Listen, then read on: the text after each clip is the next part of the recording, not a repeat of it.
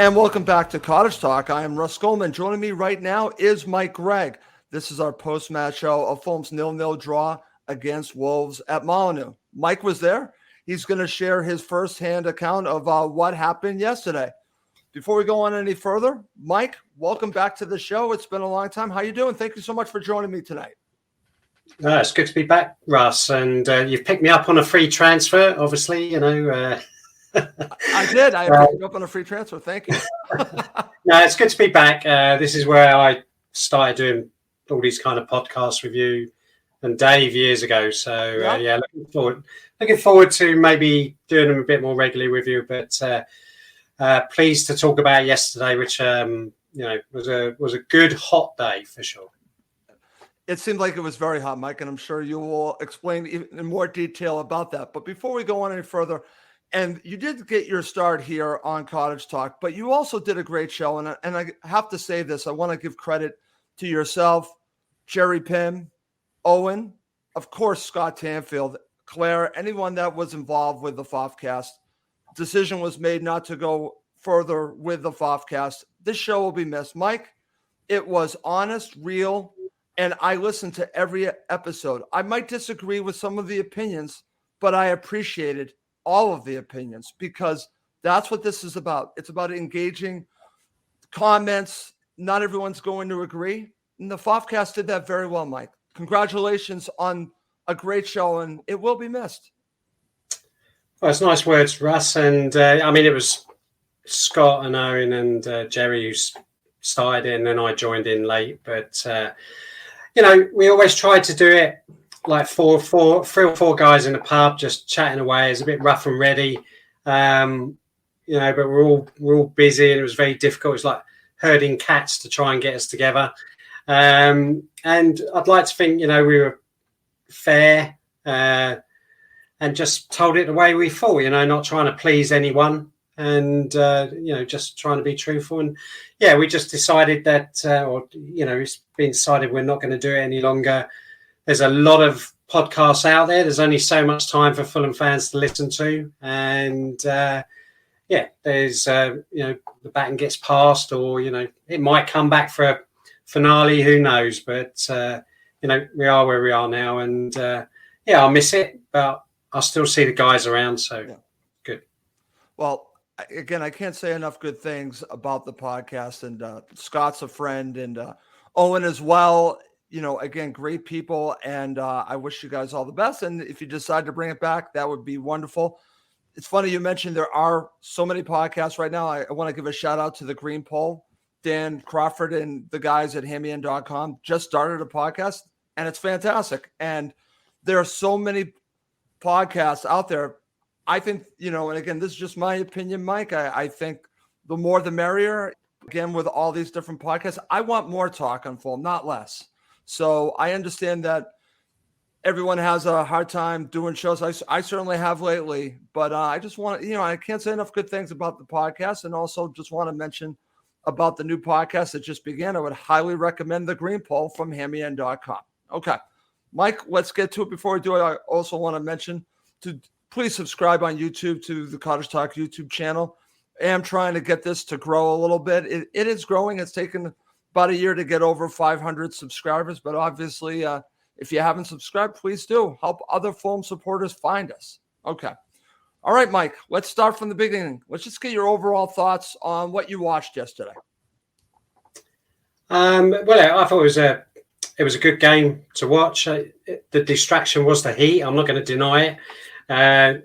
The away section, I got in the ground quite early, and I sat in shadow. And one of the first things a steward said to me was, "Come 2:30, you're just going to be covered in sun." And that's what it was for the whole afternoon. So it was a bit distracting. I have to say, give a shout out to the Wolves catering people and the kiosks and everything. I mean, in the second half, they got pints of water out. Everyone was great. Having those. So that was good. But back to the game. I thought a draw was a fair result. I'm not sure we did enough to win it, even with the penalty. And I thought they had the better chances. chances at both ends were, there weren't that many, Right. but I thought they had the better ones.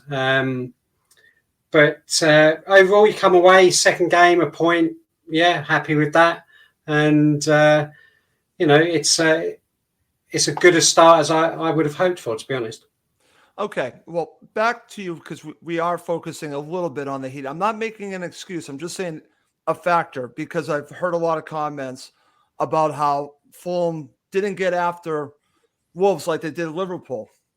Mike has to step away for a second, but I'm just asking everyone their thoughts on the Heat situation. Was that a factor in the match? Also, till Mike gets back, this is something that we're going to be talking about at the end of the show. Here's a question for everyone. So I was going to share this, Mike. It gave me a good chance. This is going to be a question we'll end the show with. Are you concerned about Mitro's temper getting the best of him? I think it's a legitimate topic, and we'll get back to that at the end of the show, Mike. But I just wanted to ask everyone who's watching live, how do you feel about this? I think we should talk a little bit about it. Some people believe he plays on the edge, and that's part of what makes him Mitro. But the question is, what happens when he crosses that line, when he goes over the edge and gets a red card? And in fact, I think he should have gotten a red card. We'll talk a little bit about that when we get to that, Mike. But this is a question for the end of the show. Are you concerned about Mitro's temper getting the best of him? Okay, Mike. So back to it. And I was asking you a little bit about the Heat on the players. Now, again, I'm not trying to make this an excuse for how they played against Wolves, because I want to give Wolves full credit, because I thought they played fairly well. But they weren't at it the way they were against Liverpool. Was that tactics, or was it also dealing with this Heat issue that you saw at Molyneux? I think Wolves are a better team, Okay. The Heat played its part, of course. They had a break halfway through in both halves, stopped for a minute, 90 seconds, whatever it was. Clearly, the players couldn't play with, total intensity throughout the whole game. But, it was still played at a good pace. Yeah, it played its part, but I don't think, it was a reason we maybe didn't play as well. Well, we didn't play as well as last week. Right. But it was a factor, I'm sure, as the game went on. One of my criticisms maybe was we should have made some subs a little bit quicker. Wolves may have brought on 4 before we brought on 1. So, maybe we could have freshened it up a little bit. But I can understand why he kept it like that. Okay. And getting back to just talking about the overall result, I think this is a very good point. I don't know if I think that it's 2 points dropped. I had someone tell me this morning that he believes it's 2 points dropped. I think it's a fair result. What impressed me, Mike, going on the road to Molyneux, if I compare it to 2 seasons ago, I think this is a marked improvement. They played fairly decently 2 seasons ago, but this was a different type of team I saw play Wolves at Molyneux. I thought it was a team that looked like they belonged in the Premier League. Not saying they didn't 2 seasons ago, but it seemed like a more confident and a team that was on the same level. I know you're saying you believe that Wolves were the better side yesterday, and I could definitely see your point, but they were not intimidated by the moment of being at Molyneux. And I thought they played them pretty even for the majority of the match. They had the first half, they had their opportunities. We'll talk about that. But I don't think that we were outplayed tremendously, if we were outplayed at all. No, we weren't outplayed in that sense. They certainly had the better chances first half, and second half they had that one chance where really they should have scored. Yes. And we had the penalty. We didn't create enough. No, that's for sure. But we're not looking out of place. And whereas, maybe last time we were up, we were almost, certainly to begin with, before we brought all the players in, we were almost embarrassed to be there, Right. And we were miles away from being at the level needed. We're not that far away. What I would say is last week, every player played to their potential, and they had to. And this week, certainly, you would say the 3 behind Mitro, maybe even Mitro, were not at that level, And I would agree with that, Mike. We got the draw, which is great, but we didn't create enough. And if they're not performing, if those players, shall we say, those players are top Championship, bottom Premier League players, you know, in that regard, if they're not on top of their game, then we're going to struggle. And so for me, the two wingers and even Pereira wasn't quite at it, you know, those three. So, so yeah, it's they just have to play, you know. So what do? Do you stick with those players, or do you look at bringing in better quality? And it's obvious we're still looking at bringing in some higher quality to get that consistency, which is what we need. But saying that, I think Robinson was excellent yesterday. He's really, I mean, he's a player I've had doubts on, but I have to say last week and this week he's been excellent. He's proven me wrong, Mike, because I'm the one that said we need to replace him, or as you're starting left back. And credit to him because he's really stepping up. And I want him to prove me wrong. He is doing that so far. But let's get back, and I want to talk a little bit more about this because I want to ask you this question because nothing against Neeskens and Bobby Decordova-Reid, because you said they played at a higher level against Liverpool. And it's a tough probably for them with talent-wise to keep at that high level like they did against Liverpool. So it's going to ask the question to you. Do you think we miss Wilson? We haven't seen enough of Solomon, but having those options at winger, did that hurt them against Wolves? Well, yeah, we're going to miss Wilson for no doubt. And Solomon, remember he was involved in the second goal last week with that nice little pass. So it's a real blow to have them both out. And I know, you know, the manager mentioned he had to bring on the two youngsters. I was pleased to see Stansfield come on. Yeah, so was I. And you know, and they both did well when they came on. But if you're looking for that quality, and you're going to miss those two players who are probably starters in the team. Right. So that's why I thought, you know, and again, I want to give Bobby Decordova-Reid and Neeskens Cabano a lot of credit. I think they are playing a little bit over their head. They can play at that, but can they consistently do that each and every week? That's going to be the question. That's why I think you're seeing all the links to wingers, and I think we need to bring in wingers regardless. Nothing against Bobby Decordova-Reid and Neeskens. They need reinforcements, and I think we will see that hopefully sooner than later, Mike. Okay. Before we really break down the match a little bit, let's talk about your thoughts on the unchanged lineup. Now, I was in favor of this. What did you make of this? Yeah, I was fine with that, and I fully expect it. I know there's lots of calls to change the keeper because we put Leno in. You know, people still worried about the back. But I think after last week's performance, I'm not sure how you could make the changes. And the new players will get their chance, but at the moment, the guys have the shirts, and you know, Rodak did fine last week, so I don't see he should have been dropped. And Ream, you know, played out his skin again last week as well. So no, I wasn't surprised that. And when you look at the bench, what other changes could they make with the squad we have at the moment? Right. So arguably maybe Kearney for, you know, but I think, you know, he went with what he had, and yeah, it was the right decision on my faults anyway. Okay, Mike, I want to go back a little bit because you were talking a little bit about Pereira. What are your thoughts about him? You were a little bit disappointed in his performance in this match. Well, it wasn't only him, and like I said, it was the two wingers as well. So I thought that all those three, whereas last week were really good, I thought this week didn't help us, to be honest. They didn't really achieve enough. Cabano wasn't his normal direct self.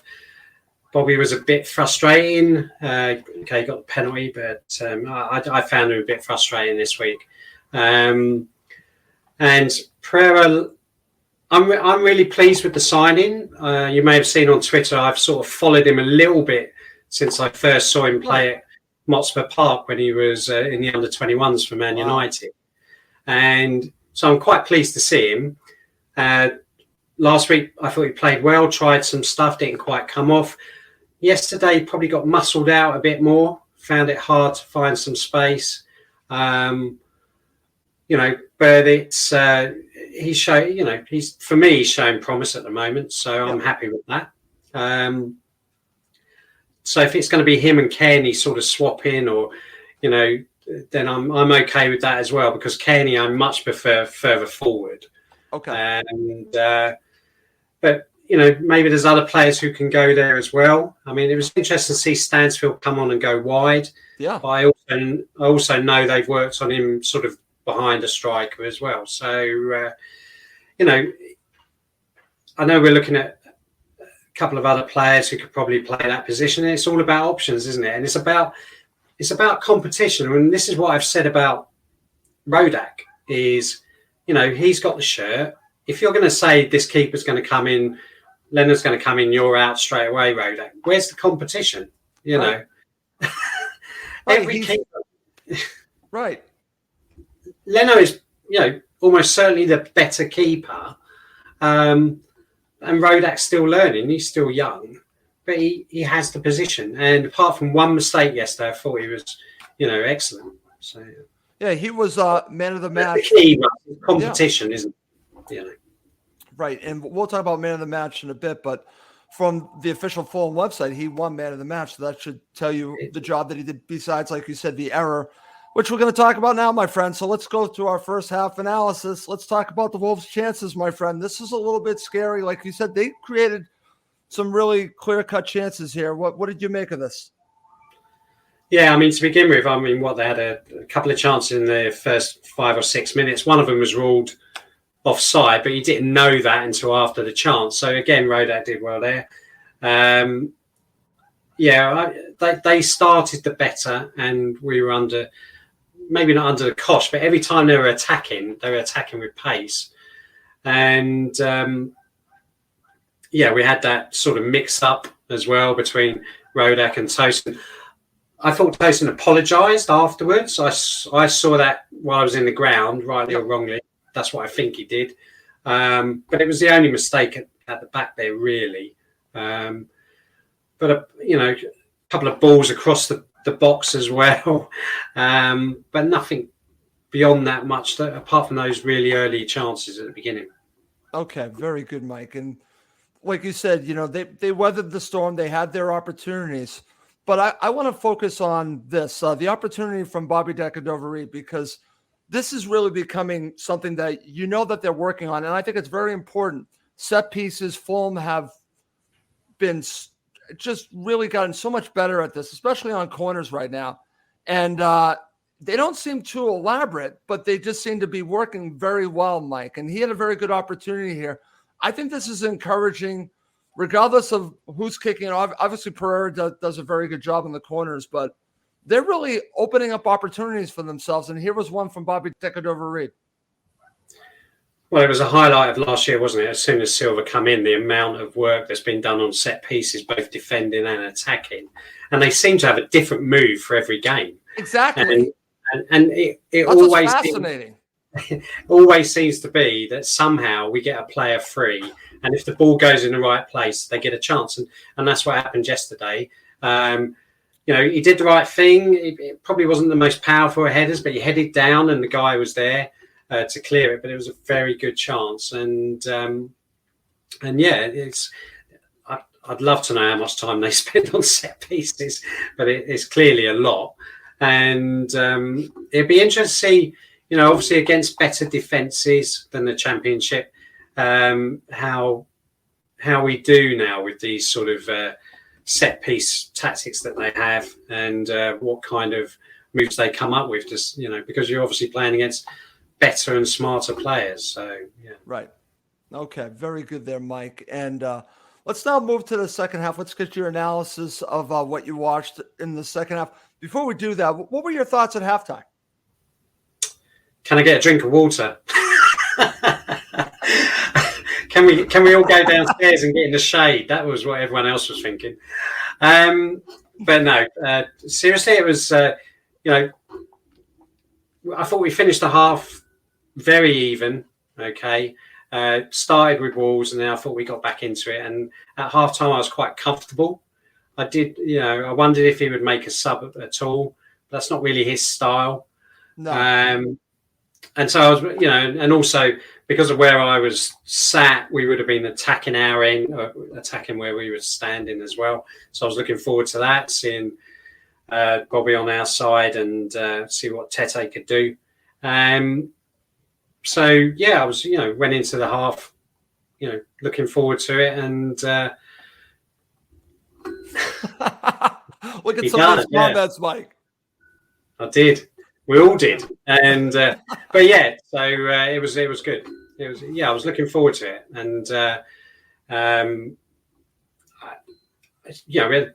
I thought we had a chance. It could go either way, really, the game. Right. And what's interesting, Mike, is as we talk about the second half, I thought Fulham showed up fairly well in the second half. I thought it was pretty even, and I thought it could go either way. We'll talk about what happened in regards to the penalty miss for Mitro and talk about all that in a second. But I thought, and again, as the match went on, I felt that Fulham not grew into the match, but held their own, Mike, if that makes any sense. Because like you said, they gave us some, if we're talking about boxing, gave us some body shots, and they had a very good opportunity from Morgan Gibbs-White, who should have scored in the second half. So let's talk about that. But beyond that, we didn't create too much. Like, even the opportunity, Mike, from Neeskens, again, the announcer kept saying, well, he deserved to take a shot there. But there was really no power behind it, and it was really not that, it was a great opportunity. And I'm thinking, why are they not focusing on getting some service to Mitro, Mike? I'm curious your view on that. Was it just the way that things, was it more to do with Wolves not allowing that? Or was it that on the wings, they were just looking for just any opportunity that they can? We're talking about Pereira in the middle. Then, of course, you have the two wingers. Well, like I said, I thought Pereira link up or, trying to find passes. None of it was working. And Cabano and Bobby, for me, didn't get to the byline enough and get enough crosses in. And because we would defend, because the fullbacks had to defend so much, you never really saw Robinson get forward or Tete get forward either. So, Wolves are a good side. They're an established Premier League team.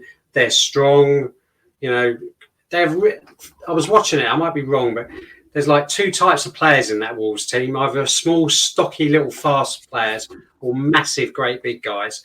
And lots of them are so fast. I mean, I was having a message with Owen earlier, and I said to him, we think we have pace and fast players, but, Neeskens is nippy. I wouldn't say he's super fast, and Bobby's not super fast either. But the difference, it was that shows you what we need. We need to somehow. I'm hoping whoever we bring in, be it one or two more players, they are fast. That's what we need. We need some real pace. Just to totally agree, Mike. Totally agree. Yeah. Because it's funny you said that, because I noticed that. And again, I'm watching at the airport. I'm watching on my phone at the airport, and I can notice how fast they were breaking. And that comes with pace, and you have to match pace for pace. So I totally agree with you on that. And that was something that I noticed as well. So I'm glad that you mentioned that. Yeah, but I would say, Russ, that Wolves, they were so tight to Mitro all the time, and he really never had much space at all to do anything.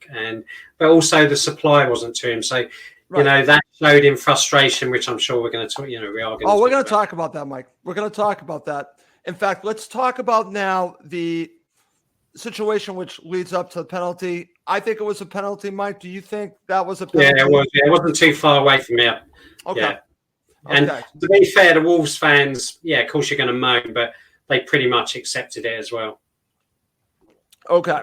So now we're going to talk about Mitro's penalty miss. So he comes up here. Mitro's going to take it. And, Mike, I've watched a lot of penalties from Mitro. And here's the thing that I've noticed. Maybe I'm wrong about this. Maybe someone that's watched all his penalties can prove me wrong or prove me right on this. It seems like Mitro has become a little bit predictable. What I mean by that is that he seems to just switch off, going to the right or going to the left, or maybe even central. I think, and he might be tipping off where he's going, Mike. Someone pointed out to me that he wasn't looking up, and the goalkeeper was already moving to the side where he was going. So thoughts on the penalty, and is potentially Mitro tipping the direction he's going? Well, it's an interesting one. His record is average. It's average. For the average number of penalties, it's pretty average. It's funny, the guy next to me yesterday, he wasn't at all confident either. I turned around and don't usually watch penalties anyway. Having watched on the replay, it wasn't a good penalty. Last week's was right in the bottom corner, but the keeper almost got it as well. Yep. So I think we accept, with Mitro's penalties, it's almost a coin toss, isn't it? It really is, Mike. None of us are confident, but he's the main man. And well, that's the whole thing. It's not like you can take it away from him, Mike, because if you did, what would that do? Well, we know someone who did take it away from him once. But yeah, I mean, Silver even said, he will take the next one. So it's just one of those things, isn't it? It was such a pity, though, because I think we would have rode it out and got the 3 points. But I totally agree, Mike. Totally agree. Yeah. But it's one of those things. But it's disappointing. It's such, for a guy who scores goals so freely sometimes, he's just not a very confident penalty taker. No, he's not, Mike. No, it's funny because I was talking to someone about this morning about the difference, say, between him and Danny Murphy. You knew all the time that Danny Murphy was going to score. It's that confidence, the way that he looked, or even Berbatov. You knew it. You knew Berbatov was going to score. I don't feel that way when Mitro is about to take a penalty. I just don't feel that way. And I don't know if that's his mannerism. I don't think he lacks confidence, Mike. What is it that...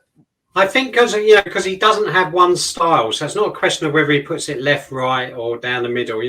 Most penalty takers have one style, which is, they're going to run up smoothly and put it left, put it right, down the middle. But he will sometimes try to place it. He will sometimes, like yesterday, try and blast it. And you just never know what you're going to get from him. So... Yeah. No, I agree. It really is. I hate to use a little Forrest Gump. He is like a box of chocolates. You never know what you're going to get when it comes to penalties. And beyond that too, Mike, as we're going to talk about in a second, because again, as we're getting near the end of the match, well, actually, before we do that, I want to get your thoughts on the subs. And I also want to talk a little bit about Jay Stansfield, because I think Jay Stansfield deserves to be in this team, Mike. He deserves his opportunity. Silva said it as well. He works really hard. I was very happy to see Jay Stansfield play at Molineux against Wolves. Yeah, I was having discussions during the week on Twitter with someone actually about the fact that the club, before he got his injury last year, were looking at trying to see where they could get him in on one of the wide positions. And so he came in. He was involved in a couple of good things. One, got a corner on one of them, and ran around and did exactly what a 19, 20-year-old should be doing. But he doesn't look out of place, and he's got a good technique.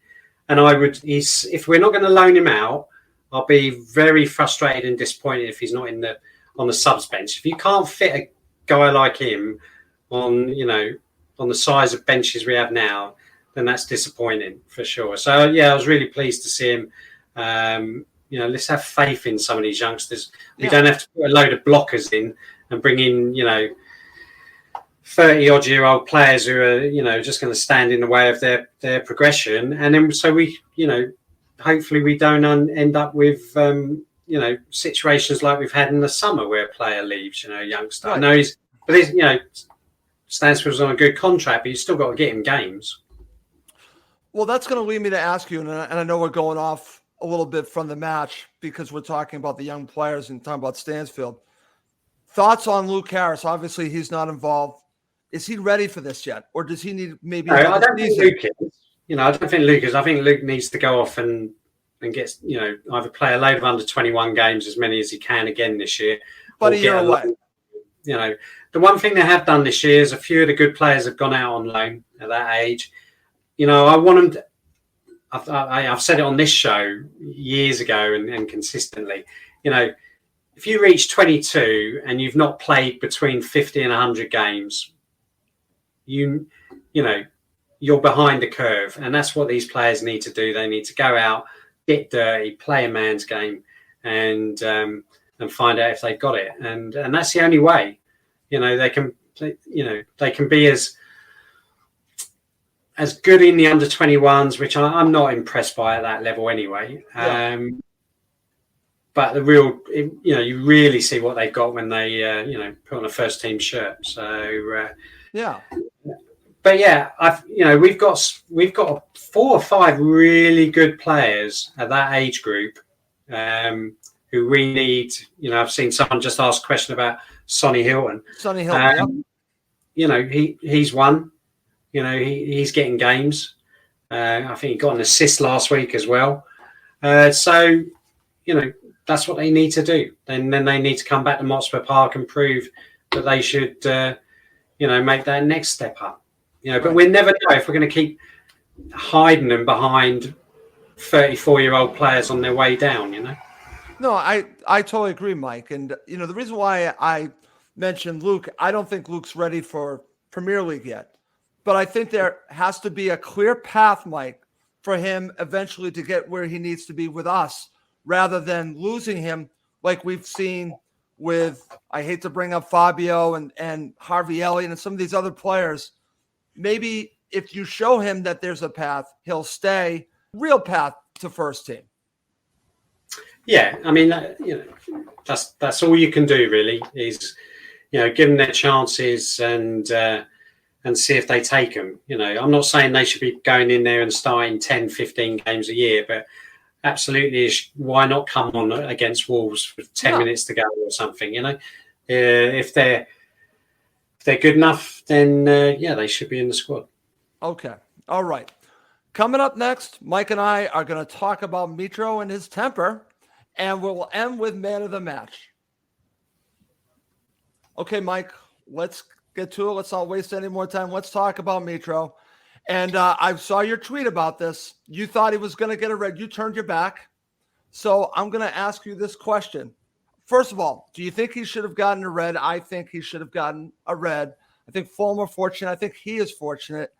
And I'm asking the question to everyone watching or listening live.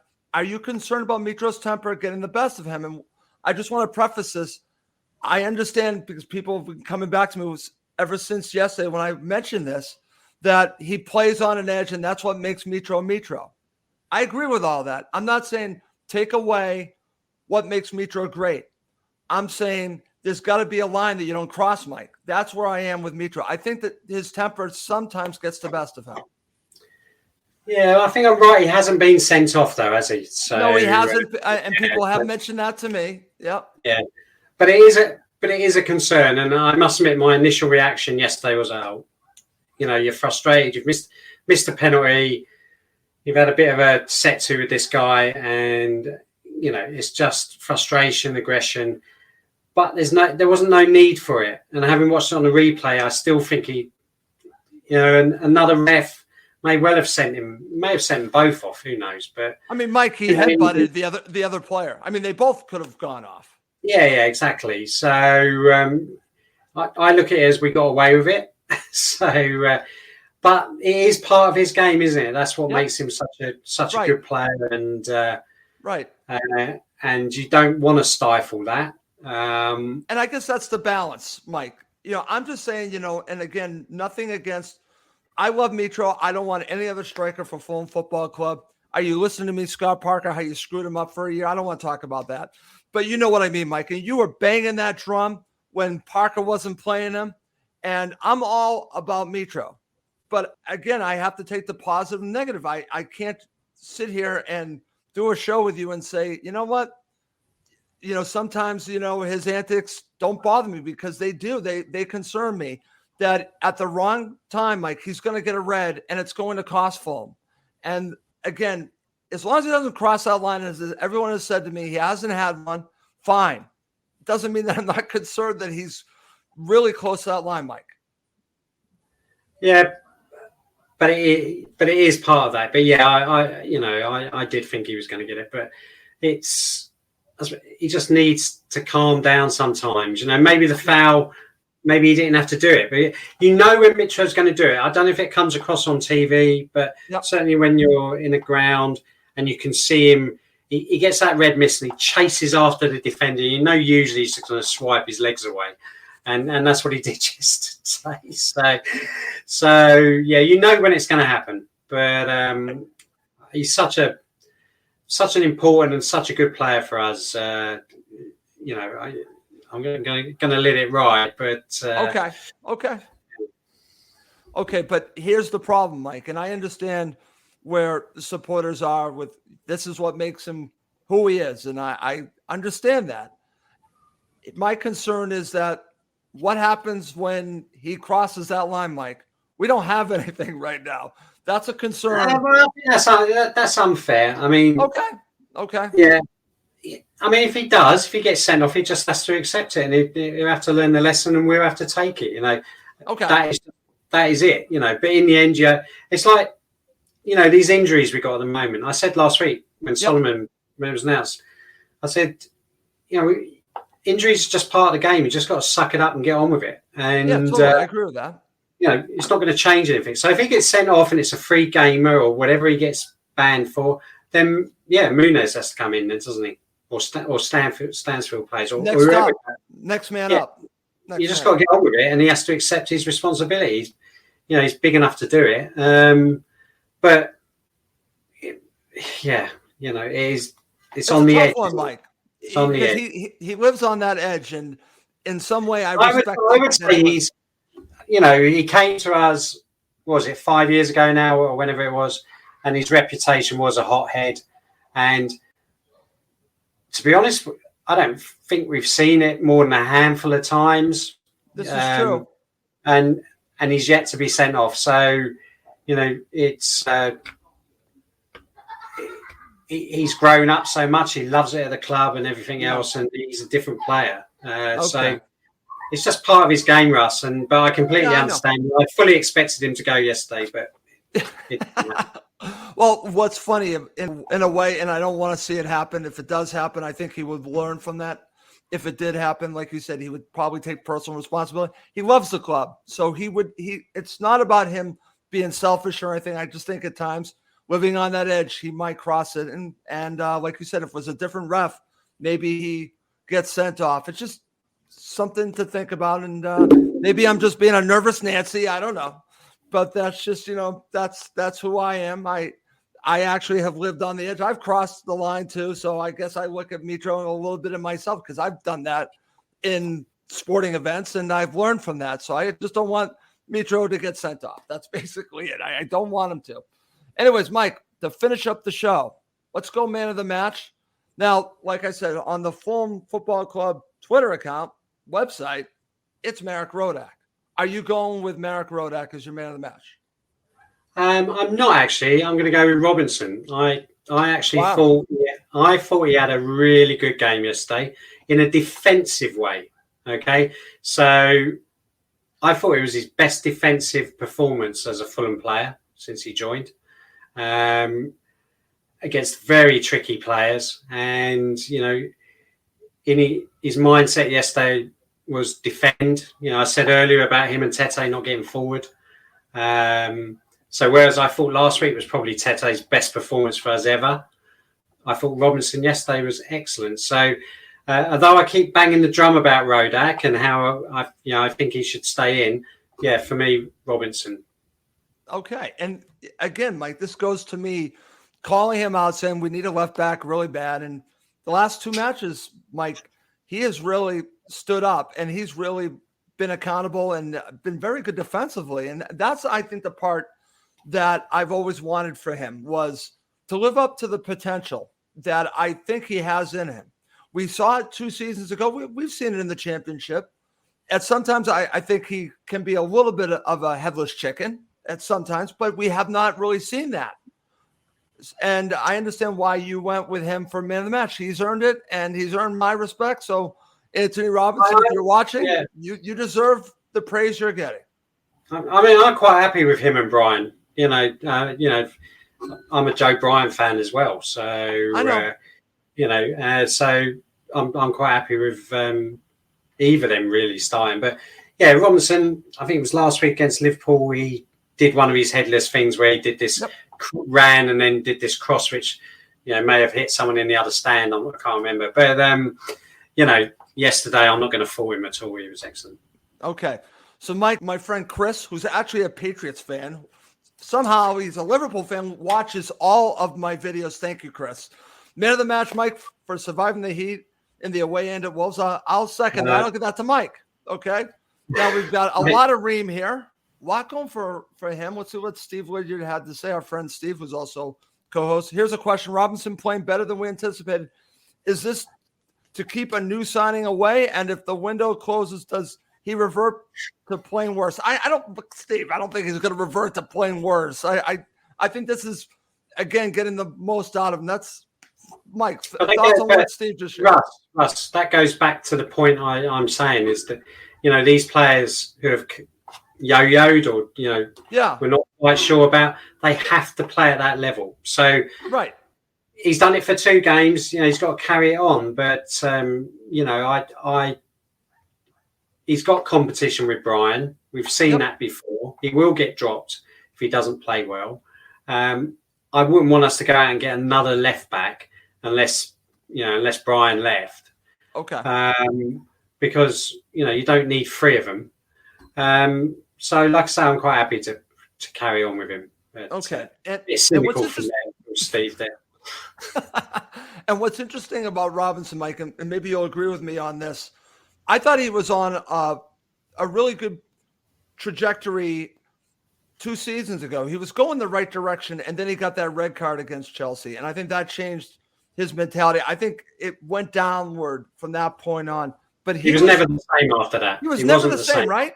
Right. I'm not making that up. He was never the same after that red card, and maybe this is his second coming from going back to that, because it's taken him a long time to have the confidence that he did. Because I'm telling you, back then I thought he was our starting left back, and then after that he was never the same player, Mike.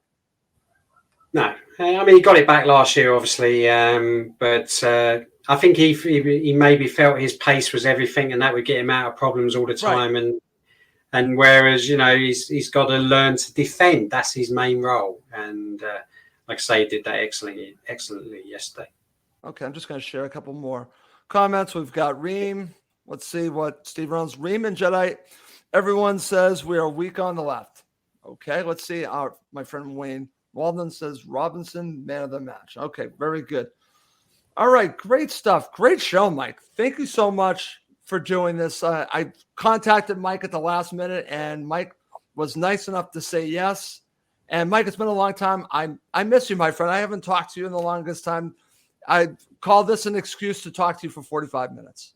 So I've enjoyed it. No, I've enjoyed it, Russ. It was, yesterday was a long day, and it was good. And it's nice to be back on Cottage Talk. And if hopefully I'll do some more shows in the future. And we'll always keep in touch. And when I'm over there, planning on being over there next year. So try and catch up then. But that would be great, Mike. I would love to see you again. I've now met Mike twice. I met you in New York, and you came to Boston, so it would be great to meet you once again. And I love seeing you, Mike. Mike, if just share a quick story about me and Mike.